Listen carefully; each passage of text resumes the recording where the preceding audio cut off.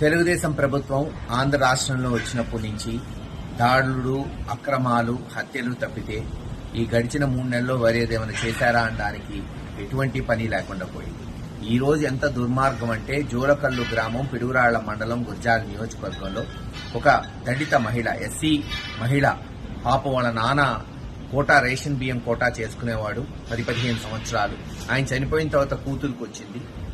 ఆమె కోటా తీసేయటమే కాకుండా వచ్చిన 3 నెలల్లోనే వాళ్ళ కడుపు కొట్టి వాళ్లకున్న రేషన్ కోటాను తీసేయటమే కాకుండా తెలుగుదేశం నాయకులు 70-80 వేలు కడతావా సస్తావా, లేకపోతే నీ మీద అక్రమ కేసులు పెడతాం, నిన్ను హింసిస్తామని బెదిరించడంతో మరి పాపం ఈ రోజో నిన్న రాత్రో ఆత్మహత్య చేసుకుంటామని లెటర్ రాసి కాలువలో దూకిందని ఇందాకే జోలకల్లులోని నాయకులు తెలియజేయడం జరిగింది.